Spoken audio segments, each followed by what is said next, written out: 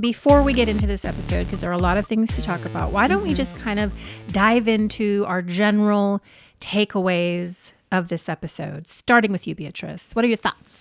Well, Cody's a piece of shit. His hair is even more curly this season. I feel like it's really fucking tight, especially up here near his bald spot. Robin cried twice. So I'm keeping a tally this season. Did she cry though? Well, no. Her cries. Right. Mary's really sad and pathetic, low-key. Janelle, I feel bad for. And Christine's just a queen. I guess so. I don't know. I think Christine's got a little bit of that toxic positivity where she's just putting a smile on everything and pretending that, you know, the entire family didn't just explode and that she had something to do with it. Yeah. I mean, but I'm wondering, this is probably being filmed around Christmas 2021. So she hasn't found David Woolley yet. Yeah. So she's not getting the pipe, as in speakpipe.com/reality-TV-cringe. She's not getting the pipe. So, but she just seems so fucking happy and lighter to be away from Cody. At the end of this episode, for example, when they are meeting at Salsa Brava. I know. And he just wants to hate her a little more, but he's got to show up for this fucking lunch. She is so cute. She's laughing at his COVID. That's so fucking good. And I'm laughing with her. She's laughing at his COVID. She's just like, you gotta have a sense of humor about this shit. Yeah. It's weird. Let's laugh. And he's like, I don't know how to laugh. I'm dead inside. Yeah, we also learned about Janelle's situation, and a little bit of the finances came out with regard to the land. So again, this is November, December 2021, and she's talking about needing to pay off the land and build on the land within a certain time frame, like a year. Otherwise, the seller, because they creatively financed, and so it's seller financed, the seller's going to be able to pull that note and foreclose on this property. That's wild, dude. Yeah, so she's worried about it. Yeah, I mean, rightfully so, because her name's on those plots too. Yeah. So it affects her. Yes. The other thing that I thought was wild, and again, we're going to get into it, is Robin trying to pretend that she has no idea whether this family was messed up all along. Did I just not see it? Did I just not know it? Was I just like so happy and pretty and getting all of the shine from Cody that I didn't understand that you were all fucked up in this family? I thought this was a safe space for my children. I feel like I was lied to. I hate her. Such a fucking joke. I really hate her. Yeah. Do not prefer her. No, do not prefer her. So I just thought that this was interesting. But it's like so many flashbacks.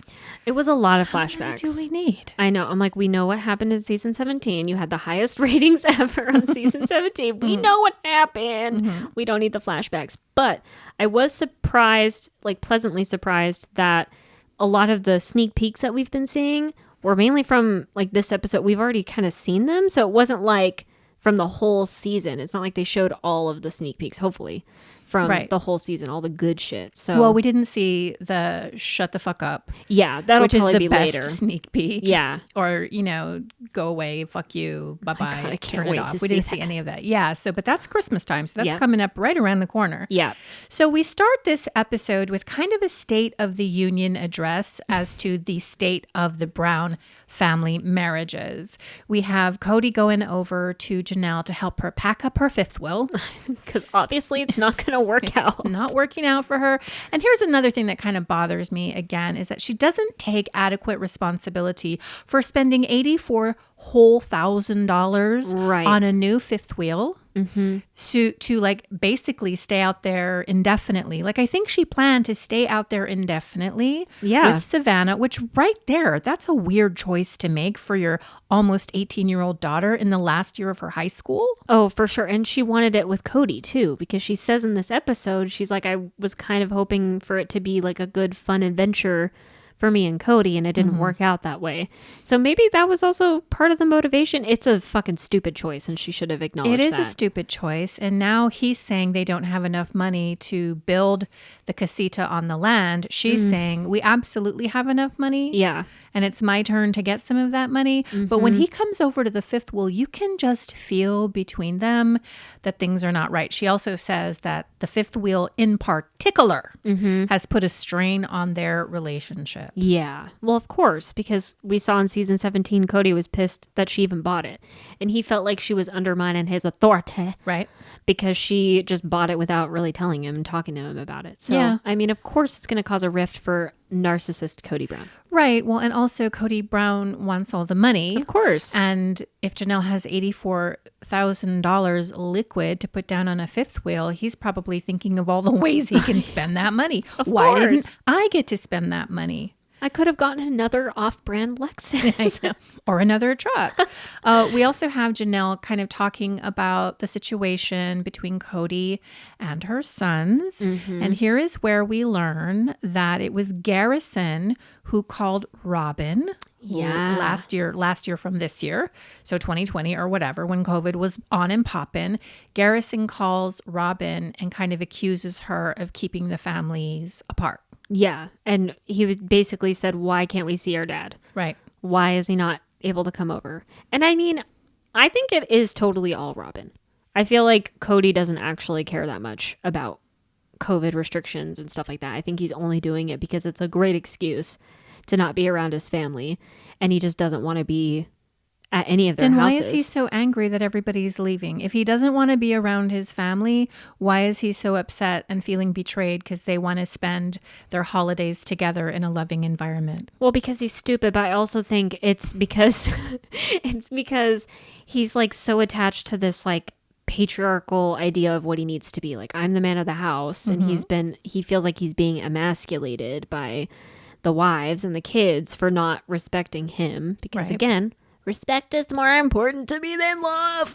I don't know. I just feel like he's talking out of both sides of his mouth here. Like he's saying, for example, regarding Janelle, he's saying like she should be supporting me. I am tender from my divorce from Christine. And so she should want to take care of me and spend the holidays with me and make sure that I'm okay. And plus I just had COVID. My temperature went up to 99.9 degrees Fahrenheit.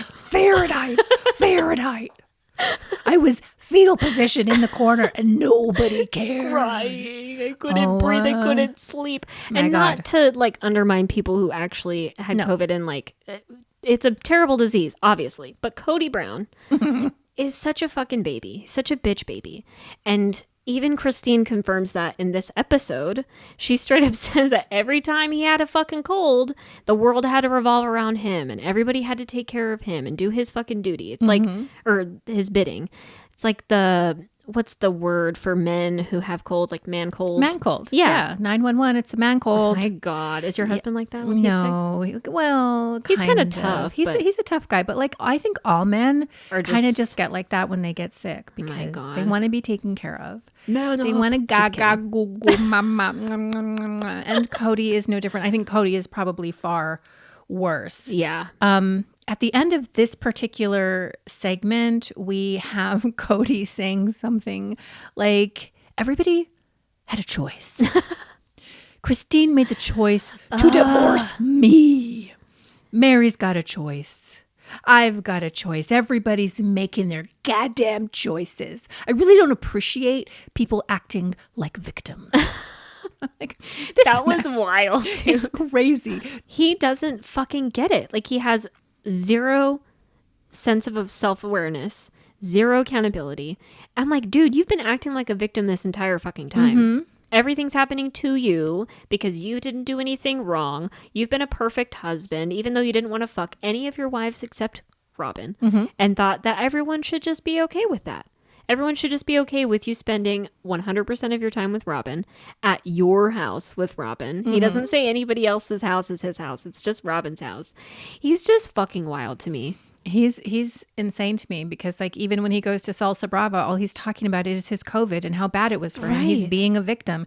In his talking head about Salsa Brava, he's talking about how he needs a season to just be able to hate Christine because of everything that Christine did, like taking Truly early, like leaving him in the first place, like victim. Childish. It's just crazy to me that there are people on this planet that don't have any insight, like to actually see themselves from a 360 view and the kind of shit that they do. I guess we'd call call those kinds of people narcissists. 100%. Do you think he's actually a narcissist?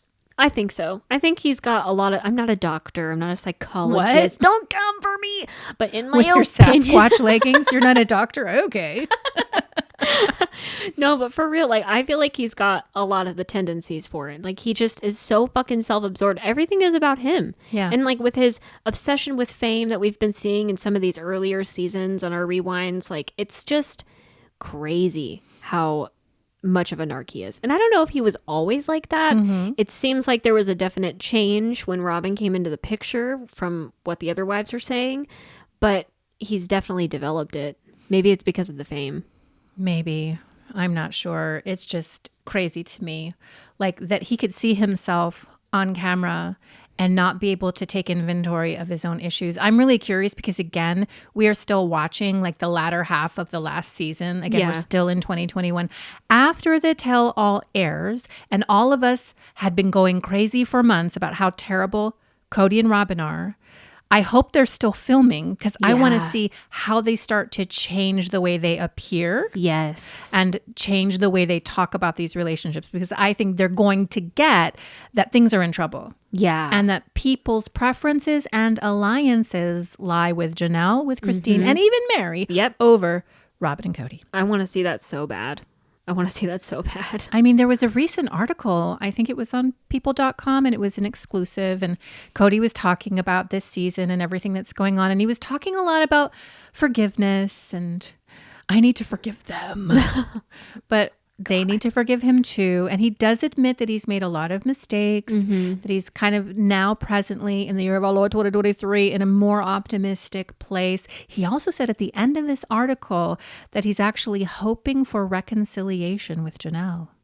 Interesting. He wants money? Janelle back. I don't know. I always thought there was a very deep, companionable bond between he and Janelle. Yeah. And, you know, Janelle said in this episode that she and Cody fell out and had problems throughout their marriage history. Like, and we know that she left 2 or 3 times. She actually left the marriage 2 or 3 times because she was so displeased with Cody. Right. But she always ends up coming back to him. Do we think that she's going to do that again?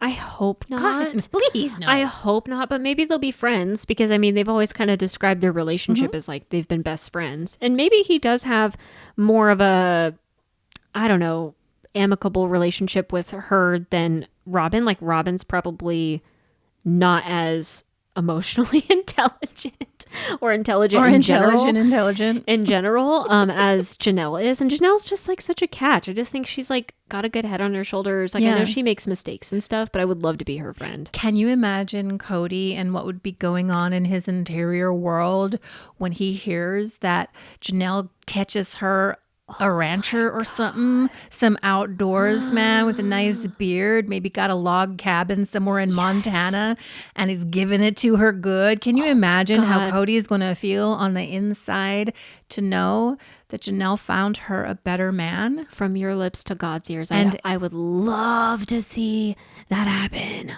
Any man would be a better man. Oh, for sure. Any man would be a better man. 100%. Okay, so the next segment we have Christine going over to Janelle's new dormitory apartment that she's got with Savannah. This looks like an apartment that I would have probably rented when I was in my 20s, but of course the rents are very high, especially in Flagstaff. But like, I feel bad for her because Robin's over there in the fucking McMansion. Oh my God, dude. Mary has a McMansion. She's renting it. She doesn't own it. And Christine had owned her house and sold her house for quite a nice profit. And she's in a fucking RV of her own design.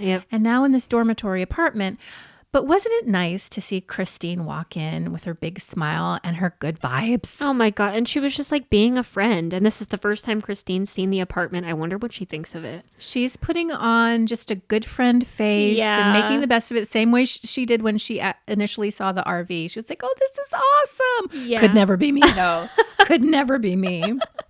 Oh God. But I love Christine and Janelle's relationship too. Christine's coming over to help her assemble a bookshelf, which I found to be particularly funny because as we're doing these rewinds of the early seasons, like anytime there's a move, anytime somebody's got to move the dresser from the bedroom into some other room, anytime we're assembling anything, Cody is nowhere to be found. Never. It's the wives putting all the fucking shit together. And so here we are. Christine's not even married to him anymore. I know. And she's the one who's coming over to the dormitory apartment to assemble the new IKEA bookshelf. Of course, because they all know Cody wouldn't do it. Cody's like, have you been COVID tested yet? I can't come over. I know, but then he goes to Salsa Brava. I know. He goes to we'll talk about that when we get there because it's the whole COVID fuck shit. But I know. I can't. There was an interesting part during this visit with Christine and Janelle where they were talking about their first impressions of themselves. Yeah. And Janelle was like, I didn't like her. She thought she was a princess. A princess. And Christine, I guess, thought she was bossy. Although Which I can think, see that. I think Cody actually said that about Christine. I don't know that Christine said that. Yeah, I can see that though because Janelle's also a Taurus. Yeah. Well, Y'all can be bossy. So am I. Well, fuck. Christine's an Aries. I know. So she's crazy. So as they are working on the bookshelf and such, and they're talking about the beautiful assistant and how Cody likes to have a beautiful assistant anytime he's working on anything. We also get to the subject of the casita. Janelle goes ahead and she pulls out the plans.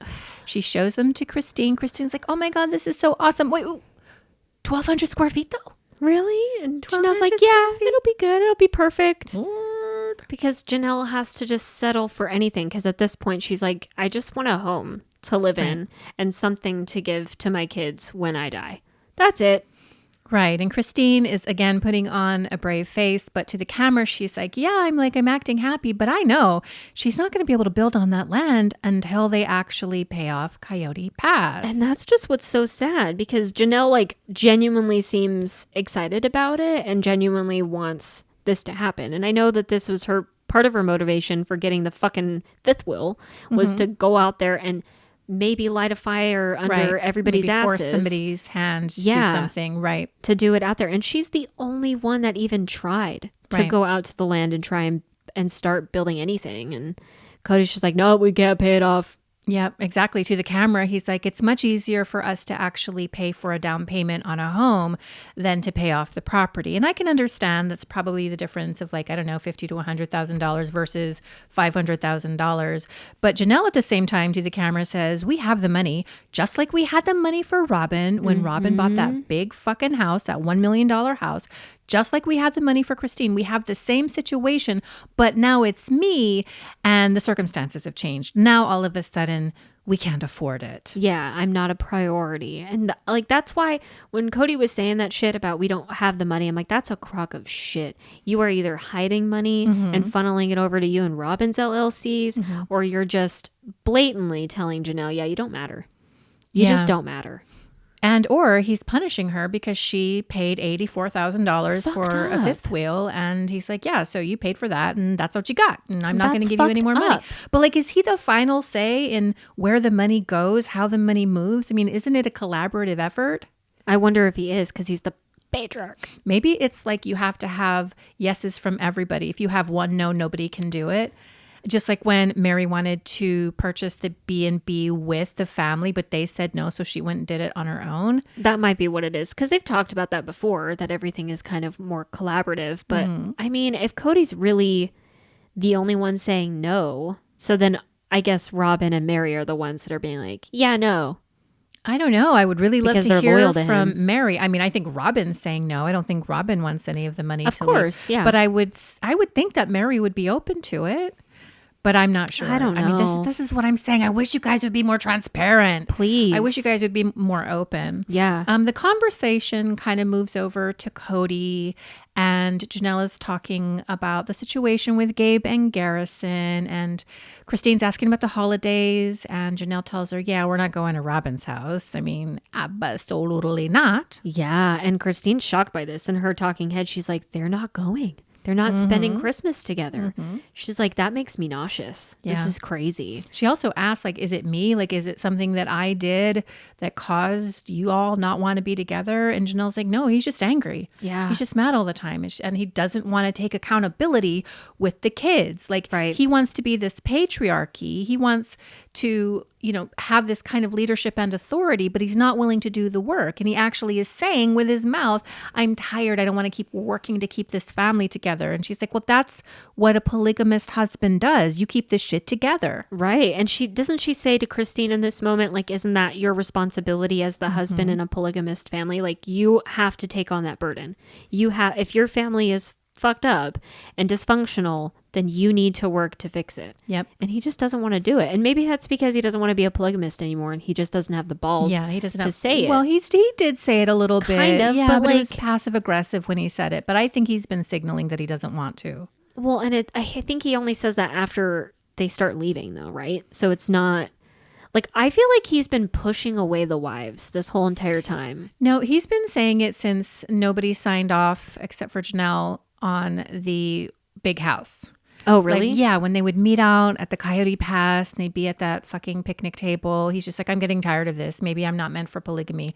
This family I is forgot about that. holding me back. Or I don't remember exactly what he said, but I Yeah. think like for some time now, he's been signaling passive aggressively that he's just not into it. And now Wow. after Janelle talks about Gabe and Garrison, we have that talking head from Cody where he's just like, yeah, I'm not going to have these kids over to my house during the holidays, when we haven't worked our shit out and maybe some fucked up political shit starts to happen. And I'm not letting that stupidity in my house. So you've called your kids narcissists and now you're calling them stupid.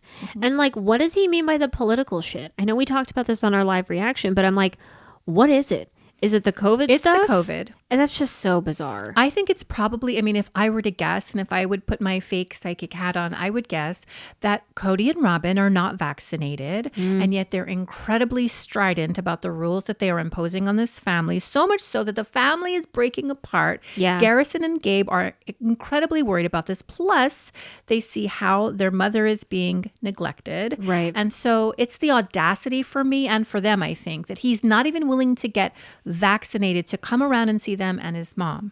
But he Right. wants to go crazy on these COVID rules. So I think maybe Cody's painting that as a political stance versus that's a common sense stance, Mr. Salsa Brava. Yeah. I mean, it's hypocritical just by definition. I just wonder why he's claiming it to be political. I'm like, if he's supposed to be like a manosphere QAnon fucking weirdo, I'm like, wouldn't all of these COVID restrictions be antithetical to that, to like your political stance? Because those people were not. That's what I'm like. I think he's crazy. I think he's legitimately afraid of getting COVID because we see him get COVID and we see how much he falls apart. Of course, yeah. And he just has an absolute breakdown. And then, of course, Robin goes to the emergency clinic and she films herself having a hard time breathing or whatever.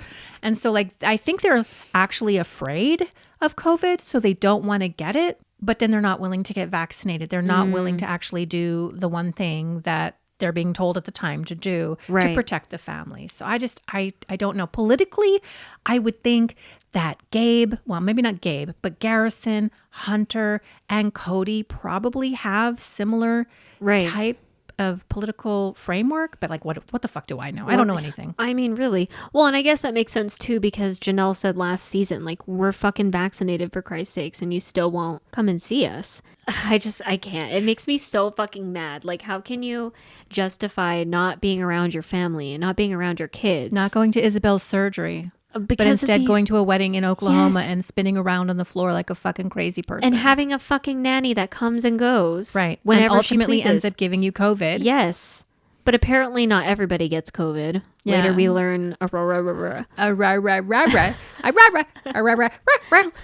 does was not the only one. get the COVID. Wow. Whatever, dude. Why don't we stop right here before we complete our full review, our fantastic Yeah. review of Sister Wives, season 18, episode 1. But if you are watching on YouTube and you want to get the entire video pod, make sure you go to patreon.com/realitytvcringe. Yes. Subscribe. You can see us and all of our thoughts about this episode and so much more. There's so much content. Or if you just want to listen to the pod, you can find us on your favorite podcast platform. Thank you.